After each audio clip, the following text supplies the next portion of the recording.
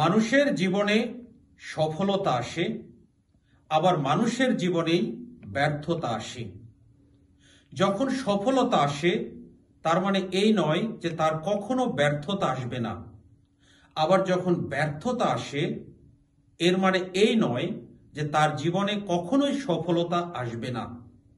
আর তার জন্য একজন বিখ্যাত লেখক, তার নাম ইদিশ, তিনি বলেন, success to failure is one step and failure to success is a long road.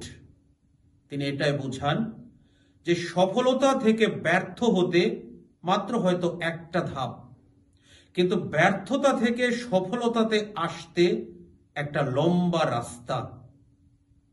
এবং আমাদের অনেকের জীবনেই এটা হয়েছে, অনেকের জীবনে ব্যর্থতা এসেছে, কিন্তু সে ব্যর্থতা থেকে সফল হওয়ার মুখ দেখেছেন। যেমন অনেক দিন আগে একজন ছেলে যখন স্কুলে যাচ্ছিল, স্কুলে যাওয়ার পথে তার গাড়ি অ্যাক্সিডেন্ট হয়। অ্যাক্সিডেন্ট হয়ে তার শরীরের বেশিরভাগ অংশই পুড়ে গিয়েছিল এবং শরীরের অনেক অঙ্গই নষ্ট হয়ে গিয়েছিল, ভেঙে গিয়েছিল। আর তাই সবাই আশা ছেড়ে দিয়েছিল সে যে সুস্থ হবে, এবং ডাক্তারও বলে দিয়েছিল এই ছেলে আর কখনোই হাঁটতে পারবে না। কিন্তু ওর মা কখনোই নিরাশা বোধ করেননি, কখনোই হতাশ হয়ে যাননি।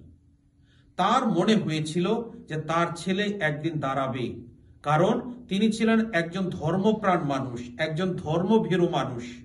এই ছেলে মা সব সময় গির্জায় যেতেন, যিশুতে বিশ্বাস করতেন এবং তিনি জানতেন যিশু তার ছেলেকে আবার উঠাবে। এবং ঠিক তাই হলো। তার মা তাকে প্রতিদিন যখন মাসাজ করে দিত, শরীরে তেল মেখে দিত, ক্রিম মেখে দিত, যখন ছেলেটি যন্ত্রণা পেত তখন ওর মা তাকে এটাই বলতো যে তুমি একদিন উঠে দাঁড়াবে, প্রভু যিশু তোমাকে সাহায্য করবে। এবং ঠিক তাই হলো, এই ছেলে সুস্থ হলো, উঠে দাঁড়ালো। এবং 1934 সালে সেই আমেরিকাতেই একটা দৌড় প্রতিযোগিতা হয়েছিল, প্রায় 2 কিলোমিটার রাস্তা। এই ছেলেটা মাত্র 4 মিনিটে দৌড়ে এক বিশ্ব রেকর্ড করেছিল। আর এই ছেলের নাম হলো গ্লেন কানিংহাম। ঠিক এই ছেলেটির মতোই আমাদের অনেকের জীবনেই হতাশা আসে, কিন্তু এরকম হতাশা যখন আসে আমাদের এত নিরাশ হলে হবে না, যিশুতে বিশ্বাস রাখতে হবে। যেমন আজকে মঙ্গল সমাচারে আমরা পিতরকে দেখি, সারা রাত মাছ ধরলেন কিন্তু একটা মাছও পায়নি। তিনি হতাশার মধ্যে ছিলেন।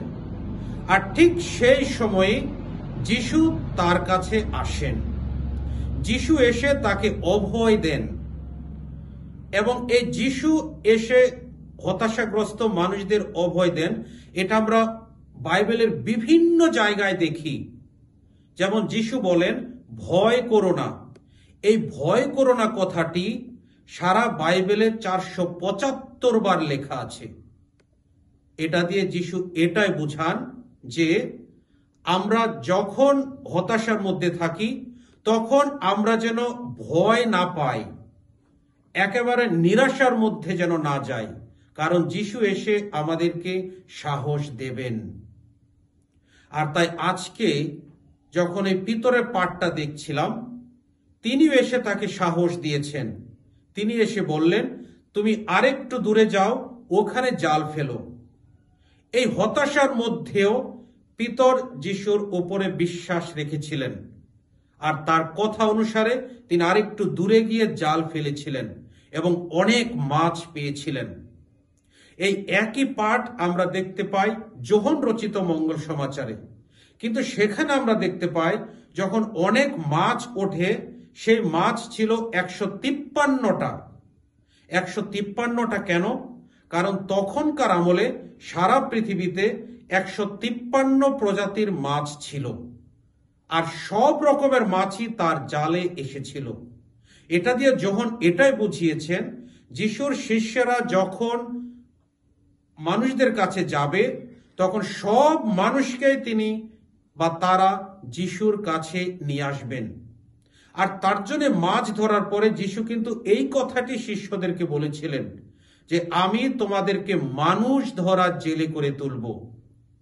আর তার মানে এটাই বোঝায় তারা মানুষদের কাছে যাবে। এই ঠিক মাছ যেমন জালে এসেছিল, ঠিক তেমনি মানুষদেরকেও তিনি এবং তারা যিশুর কাছে নিয়ে আসবেন। আজকের এই পাঠগুলো থেকে আমরা এটাই শিক্ষা পাচ্ছি যে আমরা যখন নিজেদেরকে অযোগ্য মনে করি তখনই যিশু আসেন। তবে যিশু চান আমরা যেন তার উপরে বিশ্বাস না হারাই। আজকে 3টা পাঠেই কিন্তু এটা আছে। প্রথম পাঠে ইসাইয়ার গ্রন্থ থেকে ইসাইয়া এই কথাটি বলছেন যে আমি ছিলাম একজন অযোগ্য ব্যক্তি, কিন্তু ঈশ্বর আমাকে তৈরি করে গঠন দিয়ে আমাকে খাঁটি করে তুলেছেন, আর তাই আমি ঈশ্বরের বাণী প্রচার করতে পারি।